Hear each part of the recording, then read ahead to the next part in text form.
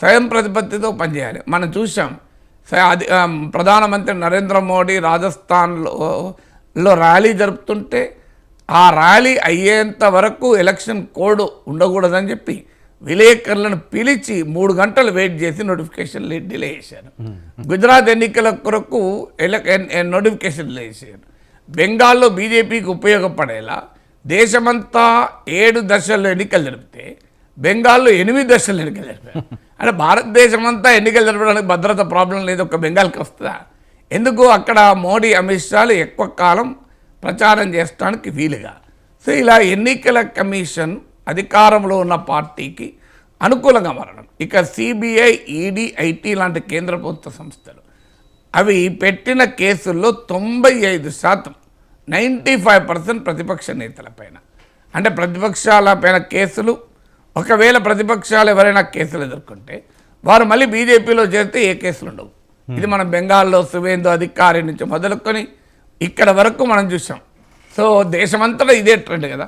ఎవరు అధికారం ప్రతిపక్ష నేతల కేసులు పెట్టడం, మోడీ లేదా ఈడీ, నువ్వు ఎటో తేల్చుకో, నీకు మోడీ కావాలా ఈడీ కావాలా.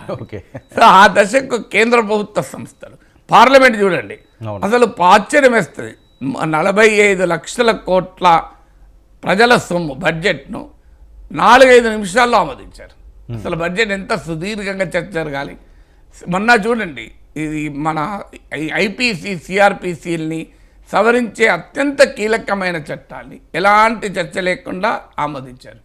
ఈవెన్ మీకు అంతకు ముందు మీకు ఆశ్చర్యం వేస్తుంది, ఈవెన్ వ్యవసాయ చట్టాలను కూడా రాజ్యసభలో ఓటింగ్ పెట్టాలంటే ఓటింగ్ అడిగి ఎంపీలు సస్పెండ్ చేశారు. పార్లమెంటు సమావేశాల సంఖ్య గణనీయంగా తగ్గిపోయింది. ఒకప్పుడు ఎన్ని రోజులు నడిచేది, ఇప్పుడు ఎన్ని రోజులు నడుస్తుందో మీరు చూడండి. బ్రిటన్లో ఎన్ని రోజులు నడుస్తుంది, మన దేశంలో ఎన్ని రోజులు నడుస్తుంది. అంటే టోటల్గా పార్లమెంటునే డమ్మీ చేయడం. ఒకప్పుడు పార్లమెంట్లో ఏదైనా అంశం వస్తే సెలెక్ట్ కమిటీకి పంపించేవాళ్ళు. సెలెక్ట్ కమిటీకి పంపించడం గణనీయంగా తగ్గిపోయింది. ఇప్పుడు ఏది పంపించడం లేదు, అన్నీ ఆమోదించేయడమే, జై కొట్టడమే. అంటే ఒకప్పుడు ప్రతిపక్షాలు అల్లరి చేస్తే చర్చ లేకుండా బిల్లులు ఆమోదం పొందేది. ఇప్పుడు అధికార పార్టీ అల్లరి చేసి బిల్లులు ఆమోదం పొందేది. సో రాహుల్ గాంధీ క్షమాపణ చెప్పాలని చెప్పి కొన్ని వారాల పాటు పార్లమెంట్ను జరగనివ్వకుండా బిల్లులు ఆమోదం పొందారు. ఇప్పుడు ప్రతిపక్షాలు అల్లరి చేస్తే మరి ప్రభుత్వం ఏం చేస్తుంది? బిల్లులు ఆమోదింపజేయకపోతే అంటే నేను ఒప్పుకుంటా.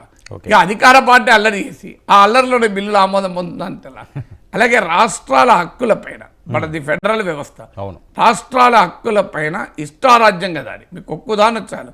సెస్సులు పేరిట రాష్ట్రాలతో పంచుకోవాల్సిన అవసరము లేని పన్నులు పెంచుతున్నారు. ఇప్పుడు పెట్రోల్, డీజిల్ అందుకు ఉదాహరణ. అలాగే గవర్నర్ల వ్యవస్థ. మీరు ఎక్కడ చూసారా? కేరళ గవర్నర్ ఆరిఫ్ మహమ్మద్ ఖాన్, ఆయన కాన్వాయ్ పోతుంటే సహజంగా ప్రతిపక్షాలకు చెందిన వాళ్ళు అడ్డుకుంటారు. ఎందుకంటే ఆయన గవర్నర్ బహిరంగంగానే ముఖ్యమంత్రి పైన దాడి చేస్తున్నాడు కనుక. ఇంకా తెలంగాణలో ఆ స్థాయికి రాలే. సో గవర్నర్ కారు దిగి తేల్చుకుందాం దా అంటాడు. అసలు ఎక్కడన్నా గవర్నర్ పలానా ఆర్థిక మంత్రి పైన నాకు విశ్వాసం పోయిందని లెటర్ వస్తాడు. నాకు విశ్వాసం పోయిందని తీర్పడేయని. అసలు ఇష్టం వచ్చినట్టుగా ఇప్పుడు తమిళనాడు, తెలంగాణలో గవర్నర్లు రోజు మా ఇష్టం, మేము ఎన్ని రోజులైనా ఫైల్ ఉంచుకుంటాం, మీరెవరు అడిగేది అంటే సుప్రీంకోర్టు దాకా పోయింది. పంజాబ్లో అసెంబ్లీ సమావేశాలు పెట్టడానికి గవర్నర్ ఆమోదం పొందకపోతే సుప్రీంకోర్టుకి వెళ్ళి మేము అసెంబ్లీ సమావేశాలు పెట్టుకుంటామని. కేరళలో అసెంబ్లీ సమావేశాలు పెట్టుకోవాలని క్యాబినెట్ డిసైడ్ చేస్తే గవర్నర్ ఒప్పుకోడే. నువ్వు అంటే కేంద్రానికి వ్యతిరేకంగా మీరు తీర్మానం చేస్తున్నారు, అందుకొరకు నేను పెట్టుకోనని సుప్రీంకోర్టు చెప్పింది. తీర్మానం చేయొచ్చని. సిటిజన్షిప్ అమెండ్మెంట్ యాక్ట్ వచ్చినప్పుడు ఒక రాష్ట్ర శాసనసభ చట్టం చేయకూడదు కేంద్ర చట్టానికి భిన్నంగా, బట్ ఒక ఒపీనియన్ చెప్పొచ్చు, అది రాజకీయ ఎక్స్ప్రెషన్. సో అయినా లేదు. ఆరిఫ్ మహమ్మద్ కేరళ గవర్నర్ నేను సమావేశం పెట్టుకొని అంటాడు. అసెంబ్లీ సమావేశాలు ప్రజలు ఎన్నుకున్న ప్రభుత్వానికి కాకుండా గవర్నర్లు మా ఇష్టం వచ్చినప్పుడు పెడతామంటే ఏమైనా అర్థం ఉందా?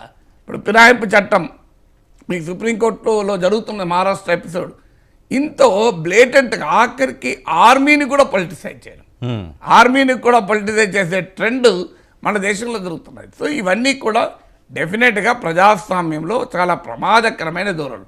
చివరకు రాజ్యాంగాన్ని మార్చేస్తే మీ రాజ్యాంగం పనికిరాదు, రాజ్యాంగంలో సెక్యులరిజం అనేది ఉండకూడదు, రాజ్యాంగంలో సోషలిజం అనేది ఉండకూడదు, అసలు రాజ్యాంగాన్నే సమూలంగా మార్చిపెట్టే రాజ్యాంగం తీసి కొత్త రాజ్యాంగం వస్తా అనే దశకి వచ్చింది. అది ఈ స్టేట్మెంట్లో చివరి ఎన్నికలని అను, కానీ ధోరణులు మాత్రం చాలా ప్రమాదకరంగా ఉన్నాయన్నది నిజం. సార్ మరో విషయానికి వస్తే సార్, ఎమ్మెల్సీ ఎన్నికలు తెలంగాణ రాష్ట్రంలో గతంలో బీఆర్ఎస్ ఉన్నప్పుడు కూడా పెద్ద రాజకీయం అయింది ఎమ్మెల్సీకి అభ్యర్థులు ఖరారు అంశంలో. ఇప్పుడు కూడా మరొక రచ్చ జరుగుతుంది. నిన్న